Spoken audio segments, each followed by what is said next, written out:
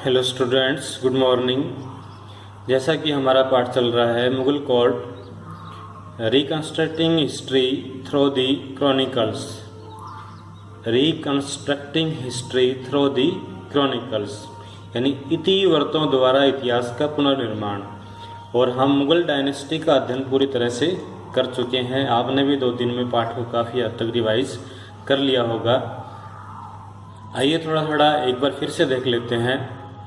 The production of chronicles, इतिवृत्तों का पुनर्निर्माण।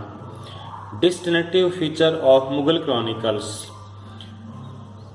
मुगल इतिहास के विशिष्ट अभिलक्षण यानी जो मुगल क्रॉनिकल्स थे उनके विभिन्न अभिलक्षण क्या थे। As has already been mentioned, the chronicle produced under the patronage of Mughal emperors. जैसा कि पहले उल्लेख किया जा चुका है कि मुगल बादशाहों द्वारा तैयार किए गए इतिवृत्तों से मुगल इतिहास के पुनर्निर्माण में बहुत सहायता मिलती है। यानी मुगल बादशाहों ने जो इतिवृत्त तैयार करवाए थे उनसे उनके इतिहास को रिकंस्ट्रक्ट करने में बहुत ज़्यादा सहायता मिलती है। These chronicles throw significant light particularly on the empire it's called. ये इतिवृत्त विशेष रूप से उनके साम्राज्य और उनके दरबार पर विशेष रूप से प्रकाश डालते हैं। तो यहाँ पे 3 ऑब्जेक्टिव हैं क्रॉनिकल्स के और तीनों ही आप याद कर लीजिए। One of the main objective of commissioning the chronicles was to project a vision of enlightened kingdom to all those who came under its fold. One of the main objective of commissioning the chronicles, इतिवृत्तों का एक महत्वपूर्ण उद्देश्य था was to project a vision of enlightened kingdom to all those who came under its fold। यानी मुगल साम्राज्य के अधीन जो भी क्षेत्र आते थे उनके सामने मुगल साम्राज्य की एक मजबूत छवि को पेश करना। इनलाइटेंड किंगडम, एक प्रबुद्ध राज्य की छवि को पेश करना, इतिवृत्तों का निर्माण करवाना मुख्य उद्देश्य रहा है। दूसरा, the another objective of chronicles was to convey the person resisting the authority of the Mughal that all their resistance was ascertain to fail. इतिवृत्तों का एक दूसरा मुख्य उद्देश्य था कि मुगल शासन का विरोध कर देने वालों को यह स्पष्ट कर देना था कि that all their resistant was ascertain to fail, कि हर प्रकार का विरोध का असफल होना निश्चित था। यानी मुगल साम्राज्य के विरुद्ध कोई पावर अपना अस्तित्व दिखाएगी, अपनी ताकत दिखाएगी तो उसका असफल होना निश्चित था। पहला तो प्रबुद्ध राज्य की छवि पेश करना और दूसरा हर प्रकार के विरोध का मुगल कोर्ट के सामने असफल होना निश्चित था। Another significant objective of chronicles was to ensure that the account of the rule of Mughal emperors for posterity, यानी भावी पीढ़ियों को यानी आने वाली पीढ़ियों के सामने मुगल साम्राज्य का एक अच्छा विवरण प्रस्तुत करना था। Subject of the Mughal chronicles, Mughal इतिवृत्तों के विषय क्या रहे। तो विषय that court historian were author of the Mughal chronicles. Court historians का मतलब दरबारी इतिहासकार were the author of Mughal chronicles. Mughal इतिवृत्तों को लिखने वाले थे दरबारी इतिहासकार। They wrote chronicles under the patronage of the Mughal rulers, और उन्होंने मुगल बादशाहों के संरक्षण में ही इनका निर्माण किया था।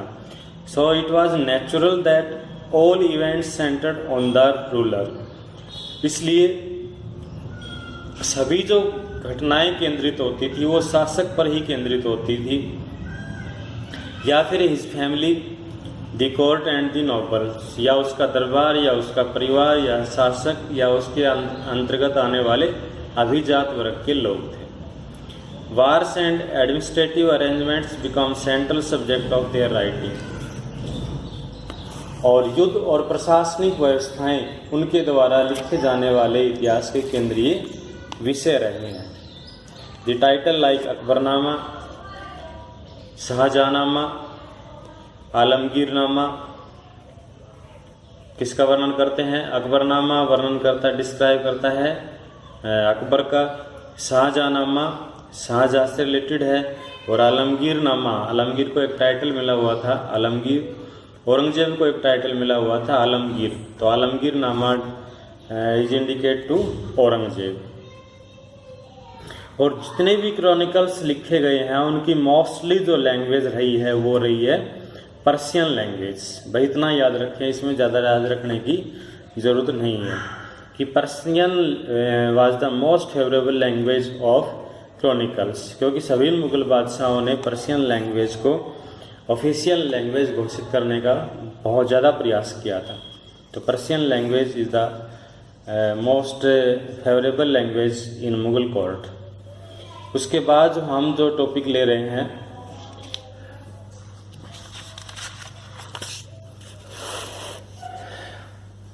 जो पर्शियन लैंग्वेज में लिखे गए जो ग्रंथ थे उनके बारे में, यानी क्या क्या ग्रंथ लिखे गए थे। The several significant work in Persian were produced during the regime of Akbar successor.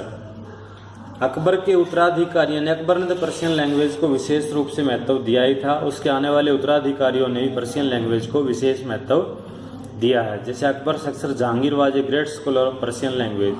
Akbar का उत्तराधिकारी था जहांगीर, वो भी पर्शियन लैंग्वेज का विशेष विद्वान था।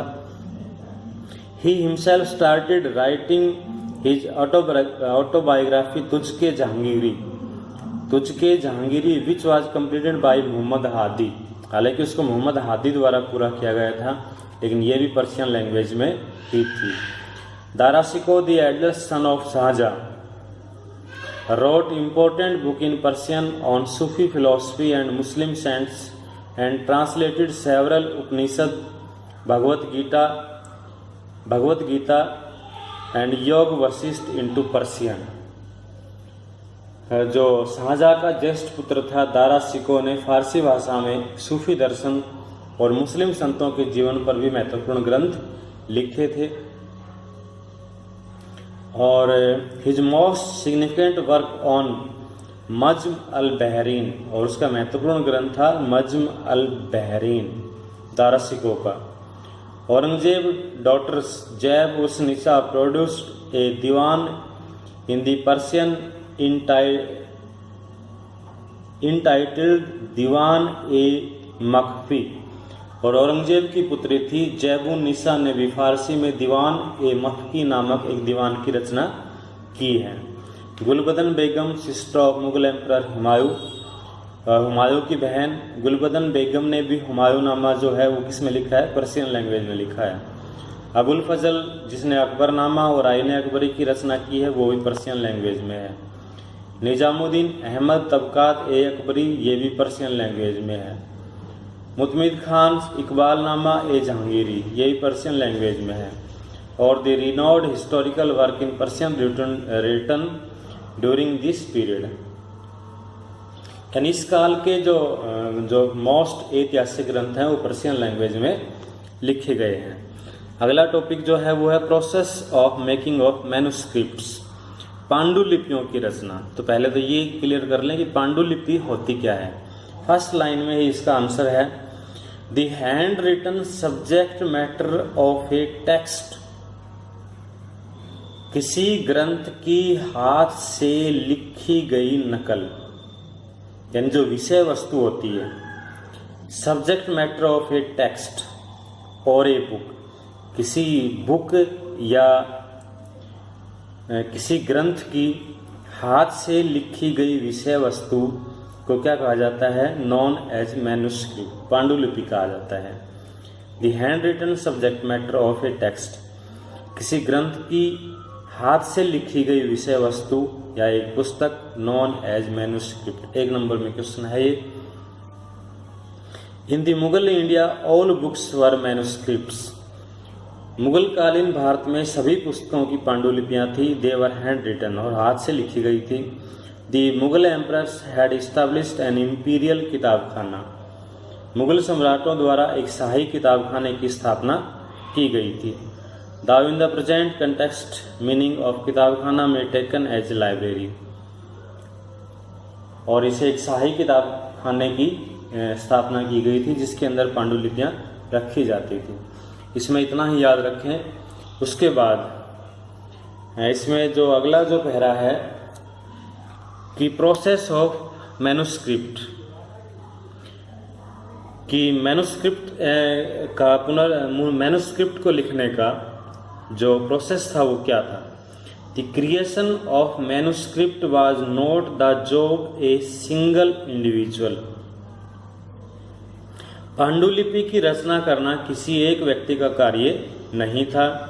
It required the cooperation of a number of people involved in A variety of task. इसकी रचना में विविध प्रकार के कार्य करने वाले अनेक लोगों का सहयोग शामिल होता था। The manuscript was prepared through a long process, और इसके निर्माण में एक लंबा समय लगता था, एक लंबी प्रक्रिया थी। ये 3 जो पॉइंट हैं ये तीनों याद करने हैं आपको। First of all the folios of manuscript were prepared by the paper maker. ये लाइन इंपॉर्टेंट है। 4 पॉइंट आएंगे इसमें, तो चारों इंपॉर्टेंट हैं। The first of all the folios of manuscript were prepared by the paper maker. सर्वप्रथम कागज बनाने वाले पांडुलिपि के पन्ने तैयार करते थे। Then the text was copied by the scribes और कैलीग्राफर, और उसके पश्चात जो कार्य आरंभ होता था वो सुलेखक का होता था। यानी then the text was copied by calligrapher, उसके बाद सुलेखक पाठ की नकल करता था। After it the pages were illuminated by the gilders, और इसके बाद कोफ्तगारों का काम होता था जो पृष्ठों को चमकाते थे। And the scenes from the text were illustrated by the painters, और उसके बाद जो सब्जेक्ट होता था उसमें जितने भी चित्र आते थे उनको पेंटर चित्रों को चित्रित करते थे। In the end the individual folios were gathered and set with in ornamental cover by the book binders, और जो लास्ट कार्य होता था जिल्दसाज बुक बाइंडर्स प्रत्येक पन्ने को इकट्ठा करके उसे सुसज्जित ऑर्नामेंटल कवर, सुसज्जित सुंदर आभूषणों से सजा करके और उस पुस्तक को बांध देता था। यानी अंत में जिल्दसाज प्रत्येक पन्ने को इकट्ठा करके उस पर एक सुंदर और सुसज्जित आवरण में बैठा देते थे। Thus, going through the long process, a manuscript came into creation। और इस प्रकार जो एक पांडुलिपि का लंबी प्रक्रिया के द्वारा एक पांडुलिपि का निर्माण पूरा हो जाता था। The finished manuscript was considered a valuable object, a work of intellectual wealth and beauty। The finished manuscript, तैयार की गई जो पांडुलिपि होती थी, was considered a valuable object, उसे एक बहुमूल्य वस्तु समझा जाता था। A work of intellectual wealth and beauty, उसे वैभवता का प्रतीक यानी बौद्धिक संपदा और वैभवता का प्रतीक माना जाता था। In the opinion of the historian these beautiful and attractive manuscript symbol lies the power and grandeur of Mughal emperors. और ये जो पांडुलिपियाँ होती थी वो मुगल बादशाहों की शक्ति और वैभव का प्रतीक होती थी। इसके बाद जो अगला यानी कि इसकी प्रोसेस ऑफ मेकिंग मैन्युस्क्रिप्ट हम पढ़ चुके हैं, तो इसके अंदर मेन पॉइंट थे। This was not the job of a single individual, यह एक व्यक्ति का कार्य नहीं होता था। पांडुलिपि क्या होती थी? The handwritten subject matter of a text और book is known as manuscript process. It required the cooperation of a number of people, इसके निर्माण में बहुत सारे लोगों की ज़रूरत होती थी। इन ए वैरायटी ऑफ टास्क, इन सबसे पहले जो पृष्ठ तैयार किए जाते थे, उसके बाद पाठ की नकल की जाती थी, उसके बाद जो कोफ्तकार होते थे वो पृष्ठों को चमकाते थे, चित्रकार चित्रित करते थे और अंत में जिल्दसाज होता था वो उसकी बाइंडिंग कर देता था। उसके बाद एक है इसके अंदर ही राइटिंग स्टाइल, यानी कि राइटिंग स्टाइल के बारे में बताया गया है। Nastaliq style of calligraphy important है, ये भी छोटे क्वेश्चन में। The Nastaliq style of calligraphy was the favorable style of Mughal emperor Akbar. लेखन की स्टाइल थी ये नस्तलिक स्टाइल ऑफ कैलीग्राफी, लेखन की नस्तलिक शैली। The Nastaliq style of calligraphy was the favorable style of Mughal emperor Akbar. Mughal बादशाह अकबर की सबसे पसंदीदा ये शैली थी लिखने की, यानी लेखन की नस्तलिक जो शैली थी वो अकबर को सबसे अधिक पसंद थी। Akbar it was a fluid style, emperor Akbar, ये पूरा हो चुका है। It was a fluid style, यह एक तरल शैली थी विद लॉन्ग हॉरिजेंटल स्ट्रोक्स, और इसे लंबे सपाट प्रवाही रूप में लिखा जाता था, सपाट प्रवाही रूप में लिखा जाता था। A piece of trimmed reed having a tip of 5 to 10 mm known as a कलम। A piece of trimmed यानी सरकंडे की एक छोटी नोक की कलम होती थी 5 से 10 mm की। Was used in writing in Nastaliq style, जिसे नस्तलिक शैली में लिखने में प्रयोग किया जाता था। Writing was done by dipping the कलम इन कार्बन इंक, कार्बन इंक में कलम को डुबो करके इसे लिखा जाता था। यूजुअली द निब ऑफ कलम was split in the middle, अक्सर कलम के बीच में एक चीरा लगाया जाता था, so that it could absorb the ink easily and smoothly, ताकि ये आराम से स्याही को सोख सके।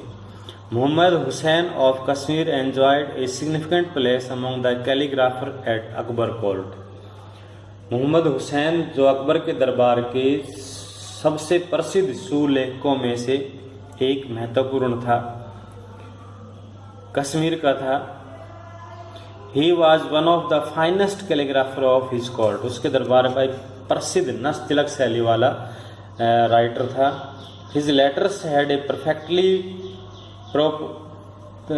प्रोपोर्शनाइड curvature which appeared very attractive, उसके अक्षरों की बनावट में विशुद्ध समानुपातिक घुमाव था। Therefore he was honoured with the title Zarin Qalam, इसलिए उसे सोने की कलम की पदवी से सम्मानित किया गया था। इस पैरे को बस यहीं तक याद रखें, हालांकि इसमें योगदान और भी राइटर्स का भी दिया है, लेकिन आप यहीं तक याद रखें।